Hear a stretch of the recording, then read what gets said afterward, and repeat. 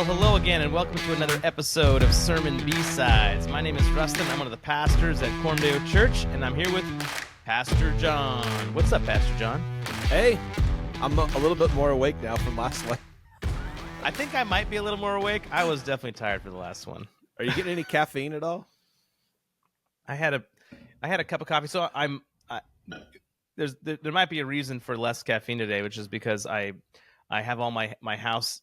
I'm at my home office, but I'm house sitting for my parents, and so I made coffee there. By now, I would have had 2 or 3 cups, but I only had my 1 to-go cup this morning, so that might be part of it. Okay. I only had like a half a cup, and Yeah, I don't know if it does anything anymore. yeah. Yeah. All I know is I have had less than usual today. That's for sure. And yesterday was a longer than usual yes, day. And yesterday was a longer than usual day. So here we go. Exodus 34. 34. This one's fresh because it was yesterday, and Yeah. the points for this sermon were the ascended mediator, the law of freedom, and the face of joy. And each one of those points gets into a particular area of theology, and that directly is connected to Christian life in a way that I thought was just like applicable at every point, and really focused in on who God is and what He intends for us. Yeah. So the first thing you talked about was the ascended mediator.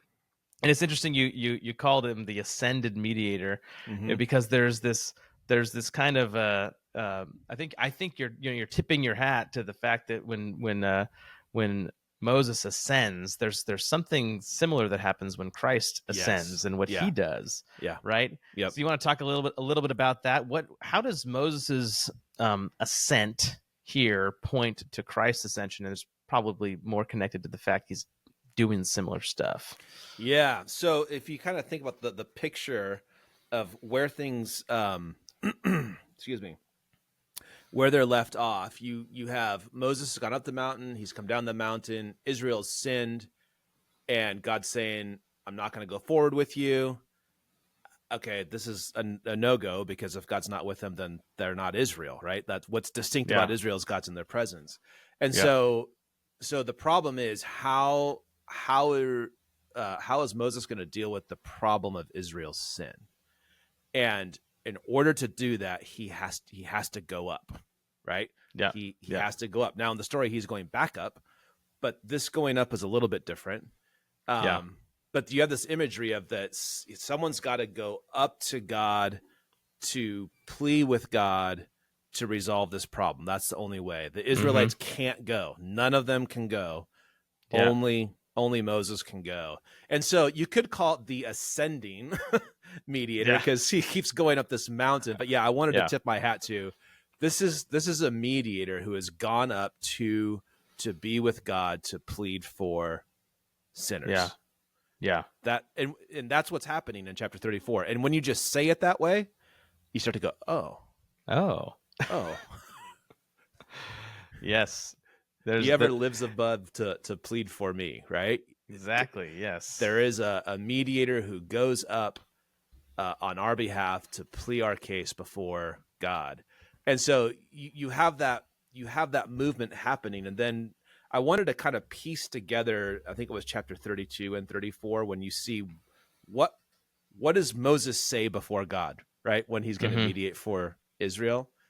And he doesn't ask for God to like just dial back a little bit, or give him another chance, or he doesn't minimize. He's like, no. He asks in chapter 32, forgive them, and if you won't forgive them, take me out. Yeah. So go ahead and just punish me. And then in verse 34, he's like, if I have found favor, right? So he's bringing the favor that he has with God, and he's kind of putting it on the table, and he's like, treat them with this favor. Yeah. Like, for the sake of the favor I have with you, be kind to Israel. And so on the one hand, he says, treat me like they should be treated.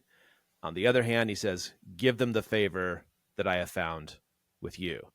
And that's what the mediator does, right? If you wanted to Yes. sum Yeah. up the role of our ascended mediator of Christ, that's what he does. He is treated like we ought to be treated, and he gives us the favor that he rightfully has with the Father. Mm. And So that's he's the only way to deal with our problem. yeah, and as a mediator, there he is both taking an account of the people's interests and God's interests. Like you Yeah. have like the people's interests are crowded. We're in trouble. Like Yeah. we need our we want to not be consumed. That's the people's the people's interests, Yeah. and what we deserve is not good, and so we want to escape that. And God's interests are, you know, uh, this holiness and justice being upheld, and also the love for a people that are in opposition to him, right? Yeah. So Yeah. you have when Moses says, you know, treat uh, me how they deserve to be treated, right? Let me bear their guilt. Yeah. There is the mediator is there in that position, both like caring for the people who are in trouble, but also acknowledging and prioritizing God's holiness, right? Yeah. And that's, I mean, when we talk about a mediator, we talk about what he does, but also like this, he doesn't, he does these particular actions on behalf of both parties, but it's because he cares about and lifts up these interests. Like he cares about God's holiness, like Jesus cares about God's holiness, and Yes. he cares about his people. And I Yes. think that sometimes Yeah. I think that's important to say, because I think that sometimes we think that Christ came because God doesn't care about his holiness. Yeah. Like there's a kind Mm. of thing that sometimes people think, oh, Jesus came because God decided to be kind instead of being wrathful or something like that. It's like, Yeah. no, Jesus came because God cares about his wrath. Yeah. Jesus cares about his wrath as much as he cares about saving us, Yeah. right? Yeah. And also one of the things you pick up in Exodus is like God cares about the glory of his name. And, Yes. and Yeah. Moses will plead, like, your name will be profaned. God made a promise to Abraham. Yes. And so God has to keep that promise. And the Yes. mediator is one of the ways that God keeps that promise. So the Exactly. problem in Romans is how can God be just and also the justifier? Yes. Right? Well, Yes. Yep. God is both just and justifier through Christ, who receives the judgment for our sin. God is just in carrying out what the law requires, and he's also the justifier, and that Christ is the one who receives it, and we receive his righteousness by faith. So God is still just. And well, how can God keep his promise to Abraham, right? If he's going to abandon his people, which he should do because of their sin, right? Yes. So the Yeah. mediator actually upholds also the covenant that God made. Yes. God is still the one who keeps his promise, but it's not as if like the father's like, how am I going to do this? And the son says, I've got an idea. But Exactly. it's the triune Godhead Yes. working out the covenant and the implications of all of that in Yes. redemptive history for the glory of his name. Absolutely. And there is a tendency. I remember as a kid even kind of thinking this, and it might have been because it was kind of taught this way, but there's a tendency to take the true things about the gospel, like God's wrath against sin and Jesus's redemption and sacrifice for our sin, but to turn them explicitly into individual motives of different members of the Trinity, right? So you have the Father is angry, the Son is all about placating him, right? Yeah. And you end up having this weird division within the Godhead in terms of motivations. But it's important to acknowledge, like God is one. Okay, the Father sent the Son. Why did he send the Son? Oh, to bear the sins, right? So, but Yes. the Father also has wrath, and so does the Son. Like the wrath of God against sin is the same wrath Jesus has against sin, right? Yes. It's like Yeah. all members of the Trinity are displeased with sin to the same extent as any one of them. Yeah. But in the act of redemption, the Father sends the Son to bear the sins, Mm-hmm. right, of his people, so that the penalty of sin can be satisfied, God's justice can be satisfied, and his people can be justified according Amen. to his covenant, according to his name. Yeah. And those things cannot be separated. And if you do so, when you do so, you end up having a definite slanted view of God that will make it very difficult to understand a lot of things, like in the Old Testament, and like you'll ask those questions like a lot of people do, like, well, it seemed like God changed in the New Testament. It's like, no, Yeah. like the grace of God is on display here in Yes. Exodus 34, just Absolutely. like it is in the New Testament. Yeah. So yeah, I tend to talk about just like give like people a working definition of foreshadowing. yes, So that you yeah, start when you see like I think when people think of like seeing Jesus in the Old Testament, they think of like Isaiah 7:14, right? Where it's like you yeah, have a specific prophecy that Christ is going yeah, to fulfill, and that's where Jesus is in the Old Testament, and that's yeah, part of where he is. yeah, yeah, But you also see him in the shapes of the stories. Like even thinking about, okay, Moses has been foreshadowing Christ the whole time. Like if you take a yeah, snapshot and go, well, how did this Moses guy show up in the first place? You got this tyrant who's trying to kill all the children, all the Jewish boys, right?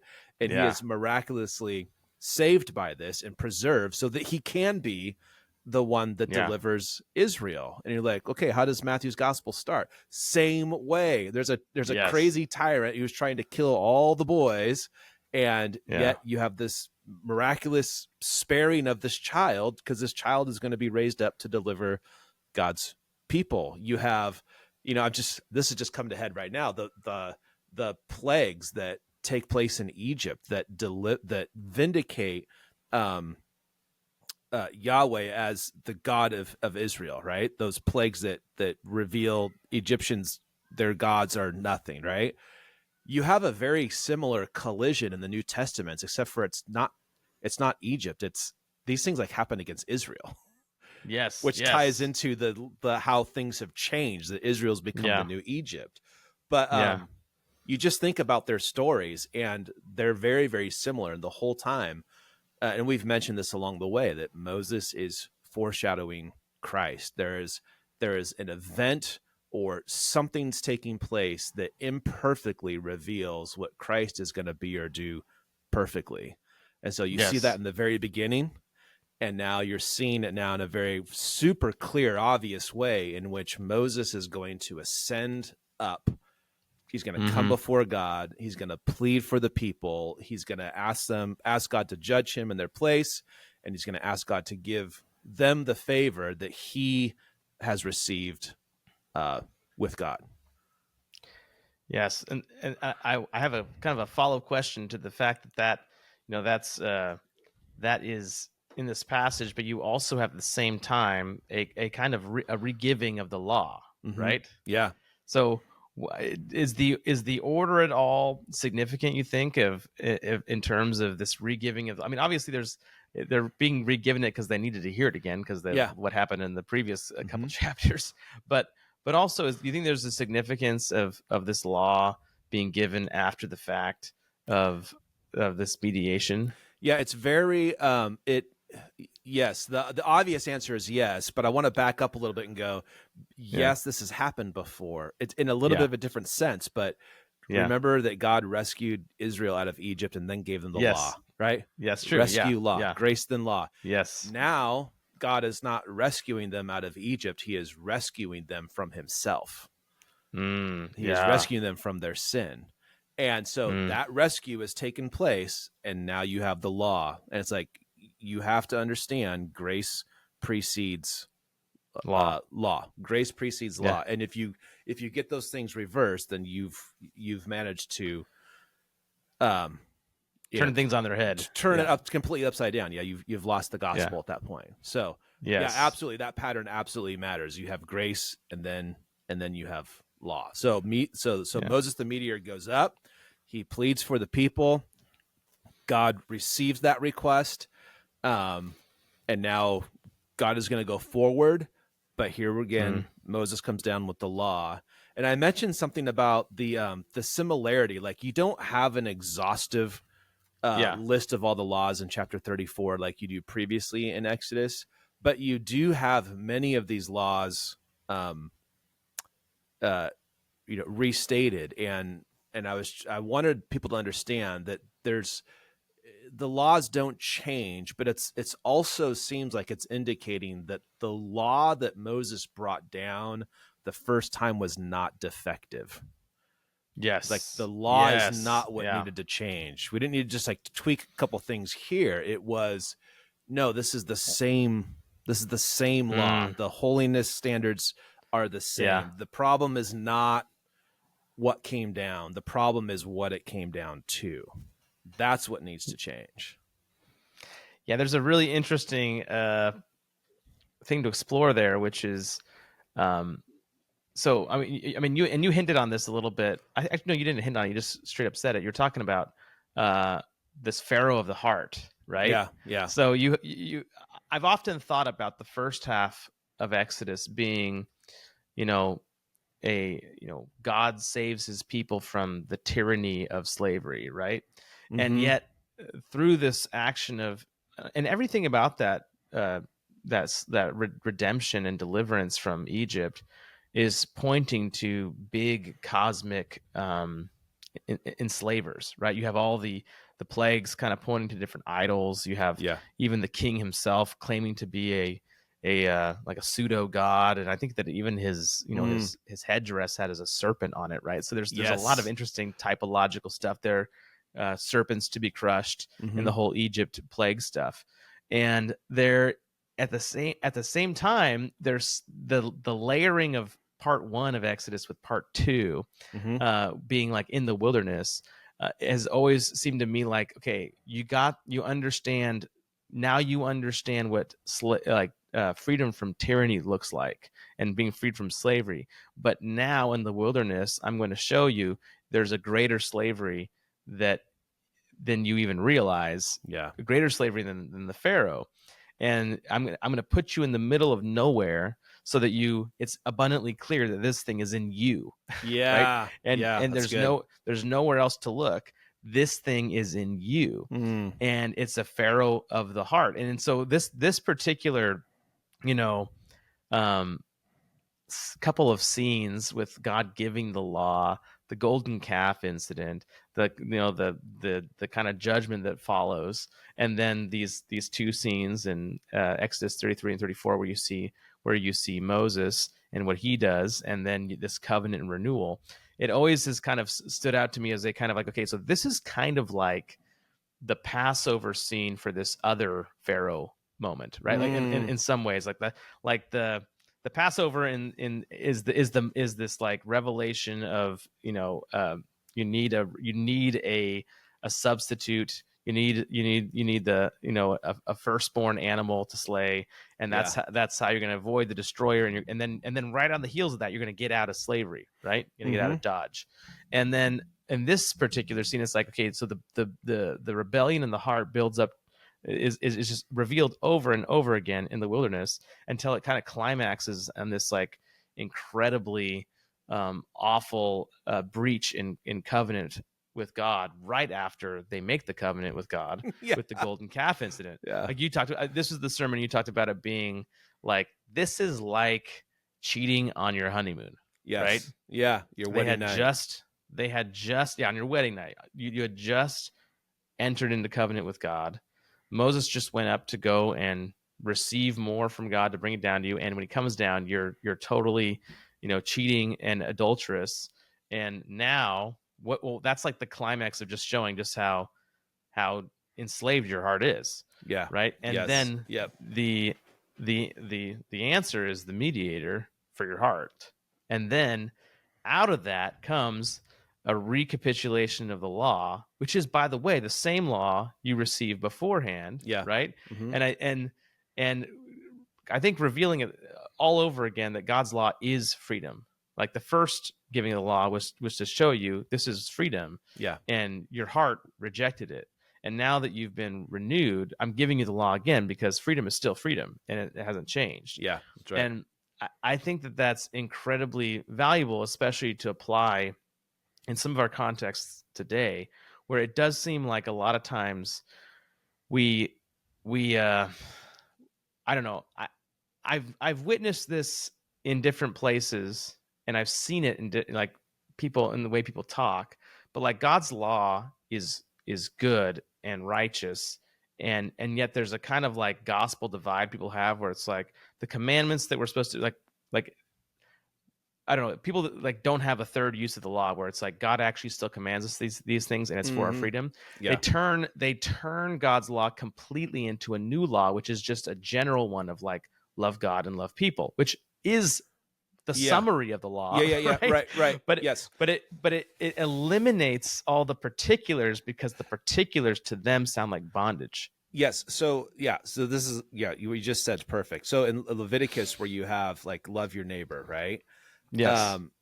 And you have Jesus summarizing the laws as love God and love your neighbor. But that summary lives in a context of other laws. It is a summary of these other laws. It's not the exclusion of these other laws. Exactly. It's the summary of it. And what you're saying is absolutely right. What people do is they say, well, here's the summary.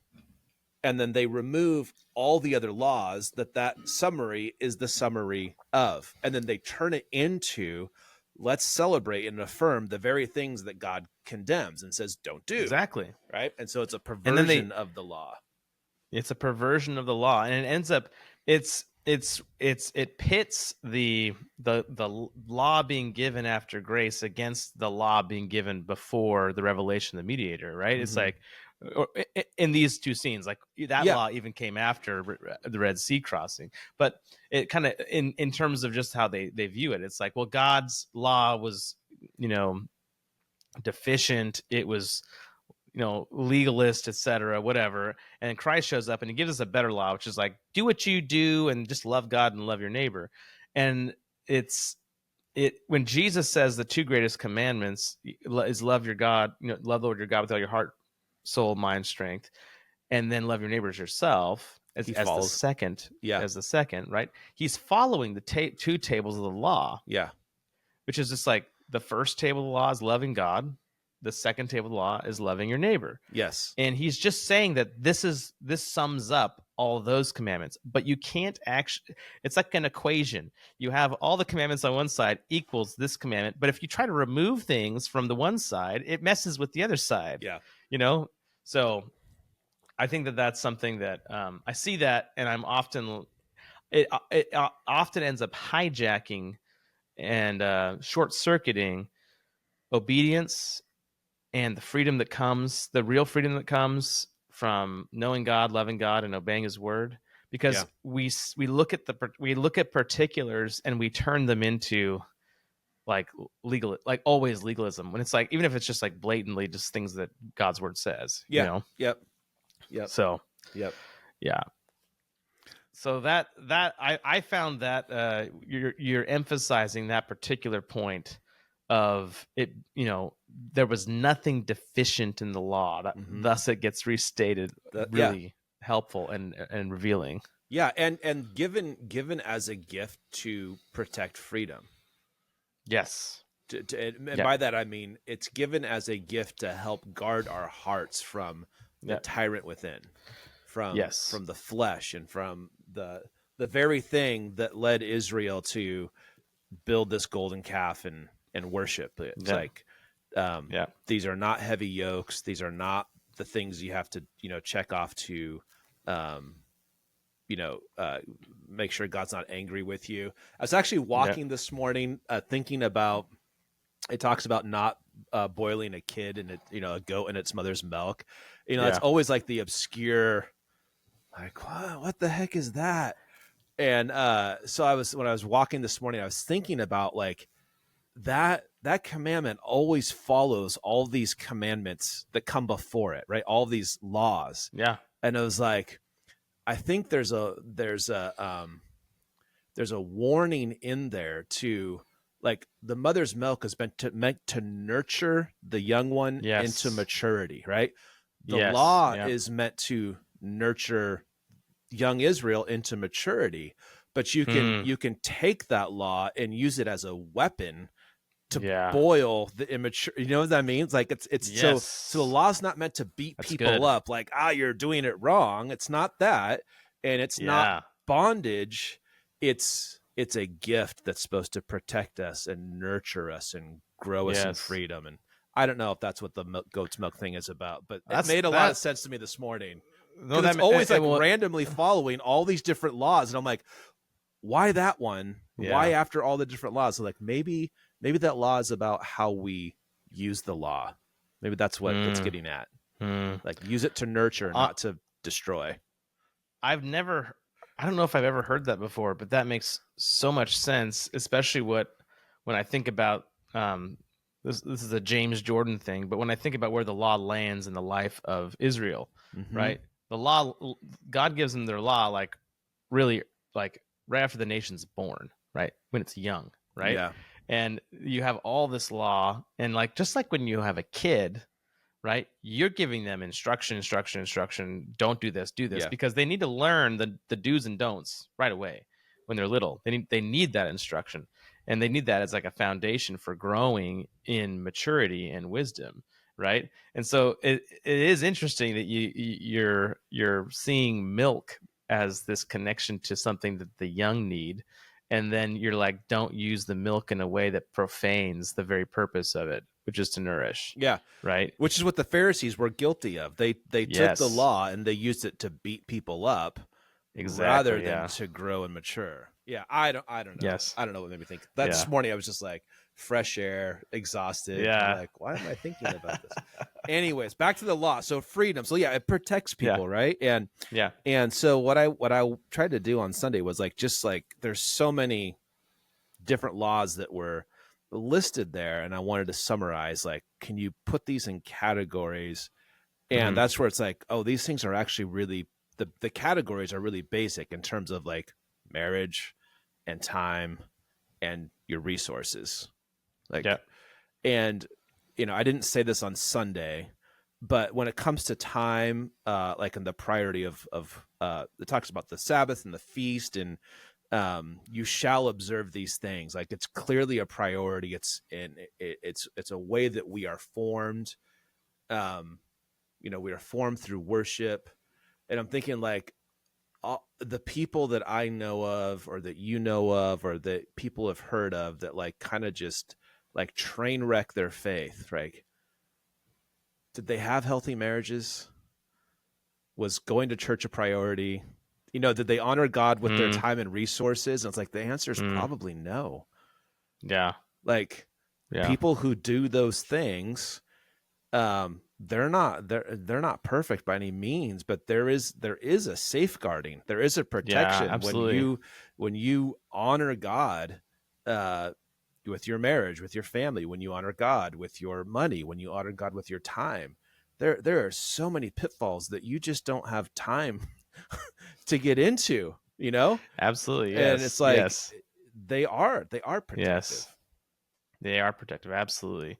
And there's a flip side to that, which is like sin begets sin, right? Like Mm-hmm. once you like, um once you know allow something into your marriage that is perverted or wrong, and you are adulterous, or you are looking at pornography or something like that, you simultaneously are becoming blind to the things of God. You're becoming numb heart, like dull hearted, and Mm-hmm. you become a sitting duck for the next thing that's going to take slavery over you, Yeah. right? Yeah. And then you become blind to the ways in which you're not involved in your kid's life the way you should be. Like, you're just not even aware of it because you're so focused on yourself, and you're becoming numb to God because you're allowing these sins to grow and fester. Yep. And so, I mean, that's the pattern.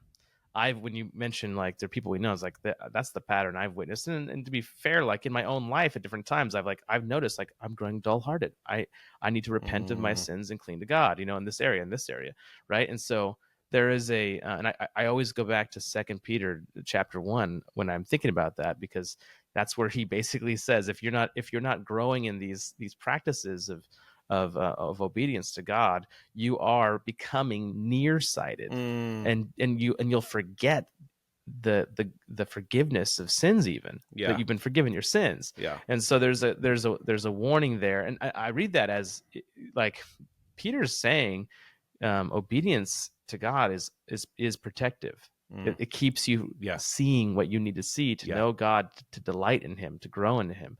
So that is an emphasis in God's of God's law that needs to be received and pursued, because I think that sometimes, I don't know, I know that in my own heart at different times in my life, when I was younger especially, like I had this like antinomian or legalist, right? And it drove me into this like not having a healthy relationship to see that God's law was good. And it's like when you come to it with a heart that's like rejoicing in God's grace, no, it's like, oh, He's giving me this because He loves me.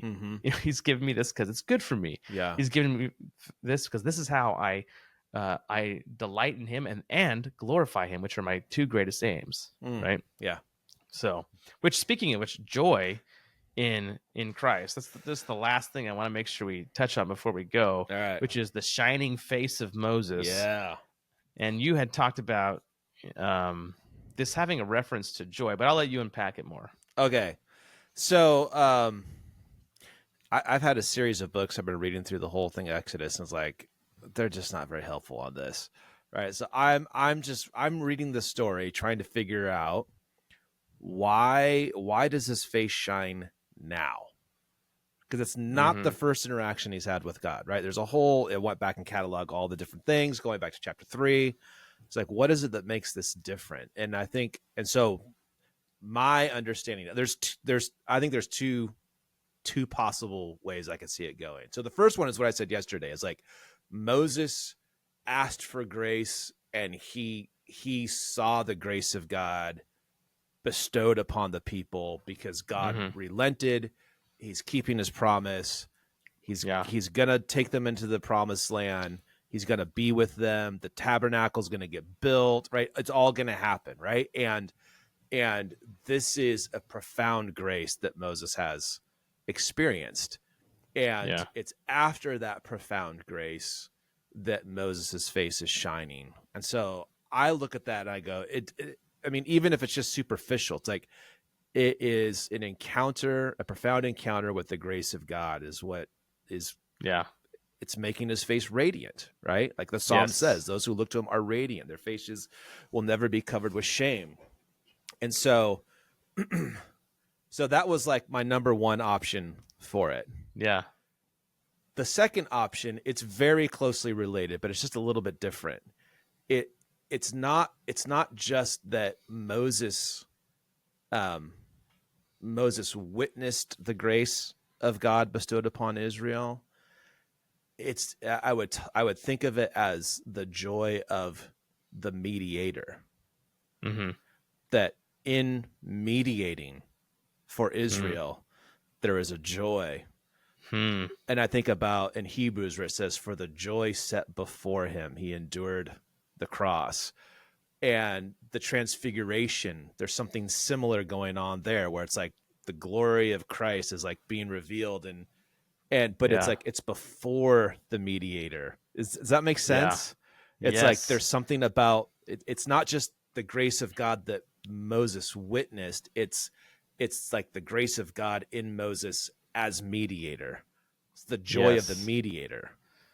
Yeah. So those two things could like also be related, right? They're absolutely related because they're both attached to the grace of God. Yeah, and so I mean, I think about this passage, coming on the heels of the previous passage where he witnesses the goodness of God passing by, which is, God's grace rather than His, fiery wrath, right? Because otherwise he'd be consumed. Yeah. While he is cleft in the rock, right?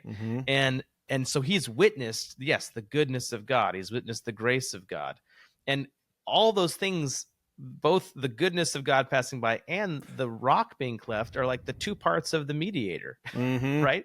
It's Yeah. like, and so he witnesses the mediator, but now he's acting as the mediator, right? Yes. Yes. And so it's like the shining face of the one who is enjoying the fact. Well, it could be that there's a part for Moses that he's enjoying the fact of God's mediation for him, but it also, he is, as the mediator, is displaying that glory to the people, which is the mediator's joy. Yes. Of being the mediator. Yeah. Of playing that role between God and man. And I think I think that this is something that it hits on something that I think I often quote that Hebrews passage about the joy set before him, because I think it's really easy to look at Christ and not realize that he was the man of sorrows, yes, but he's also the happiest person who ever lived, right? And he was happy. He was happy to be the mediator for his people. Like, that's what it means. The joy set before him, he endured the cross. Like, he delighted to do that. And I think that needs to be dwelt on, because it makes it, I don't know, it can make you like, it can be the cure to your like hippie Jesus movie. Jesus. It's like, no, this is like a cheerful conquering warrior who delights in what he does. Yeah. Right. Yes. And there's and that's good, because like that's what he calls us to as well, as being his people. And so, I mean, that's good. I had not thought of that. But like I think the two things are related. Yeah, they're absolutely related. Yeah. And it could be both, and those are my best guesses though. But what I said on Sunday is like, even if that's not what the text is about, that is actually true. Yes, it is. Yes. These things are true. Whether or not this is, it's the Spurgeon thing. Yeah. Somebody said that Spurgeon preached wonderful biblical sermons that had nothing to do with the text he quoted. Sometimes it would be like on like 3 words in a text, and it was it would be like some like weird section in a history book describing some event, and he just take the 2 words or 3 words, and he like, let me talk about this for 13 pages. Yeah. And wonderful stuff. Yeah, I mean, you walk away from it going, oh my goodness, it's great. Weird text to choose from, but yeah, great stuff. Yeah. So maybe it's that. Yeah. Maybe it's not. Who knows? Yeah. So last word here, and question, and is, one of the things you emphasized was this, this joy we're being called to by looking to Christ. Right? And maybe you could just put a little bit of legs on that, and what does it look like to do that? Like, and I think you said a little bit like, if you are not knowing the joy of the Lord, you have to keep coming back to him. Yeah. Keep looking to him. Yeah. And I think that's absolutely true. But maybe you could talk a little bit more about, what that looks like. Yeah. There are certainly like seasons where you have to fight for joy, and joy does not come easily. There's some times where it's not like that. Thank God for those. But there are there's dark nights of the soul. And it feels like, I went through that for a long time the last couple of years, where it's like, you just don't feel joy. You feel empty, you feel numb, you feel dark, you feel, I would say the one word to describe how I felt was abandoned. That's the word. That's the one word that kept coming back and forth, back to me. And you have to fight for your joy when you're stuck in darkness, when you're stuck in despair, when it feels like there's no way out, when you feel like God has abandoned you. Like, you have to fight for that. And you should be, have other people fighting too, and ask people to pray, and ask elders to anoint you with oil and to pray over you. And but there's something that has to go on within your heart, and you have to do the hard work of fighting for joy. And and I think that it's as difficult and as simple as just coming back to the basic truth of the gospel. And I think you touched on this last week in the first week of the wisdom class. Yes, I think you did. Because what happens is when you're not feeling joy or you're feeling despair, right? You're trying to reconcile the way you feel with what you know to be true. And it's really, really hard when you're feeling something to think about, oh, how could God be this way? And so to fight for joy is to not detach yourself, but you have to feel your emotions, but then also put them in the right place and say, I feel this way, or it's this kind of a season, or I'm experiencing these kinds of things, but this is what I know to be true, even though I don't feel it right now. And that Christ is Lord. He died for my sins. He rose again. He ascended. He is seated at the right hand of the Father right now. And so I'm not going to let my feelings define who I am. I have to come back to that truth, even though I don't feel that I'm not feeling that truth right now. I'm not feeling the joy I should feel. Because what happens is you start to see yourself or your situation, or you see God through the lens of what you're experiencing instead of through the lens of the gospel. And so coming back to look to your mediator, right? To keep fighting for joy is to keep coming back to that truth, and to try and interpret your experience through the lens of truth instead of interpreting truth through the lens of your experience. Yes. And that's hard. It's really hard. Everybody who's been through that knows it's the hardest thing you ever go through. When you were talking about the fight for joy, I was thinking about what I taught at Job as well, but specifically how the fight for joy, it's like, why do we have to fight for joy? It's like, well, I was thinking about the last thing we talked about with how, when God loves his sons and is excited about them, he sends them into battle. Yeah. and sometimes it is the battle that is the dark night of the soul, and it is the fight for joy. And it's the fight of waiting on God and trusting in him, even when you don't see him. And yet he never leaves. Right. Yeah. It doesn't make it it doesn't make it easier, the feelings necessarily all the time, but it gives you a hope that sustains you through it. Yeah, it's like an anchor. Yes, absolutely. Yeah. Well, I think that's good. That was a little bit of a longer episode. It was a great passage to work through and think through. Thanks for listening, everybody. Until next time, trust Christ, go to church, and love your neighbor. See ya. Yeah.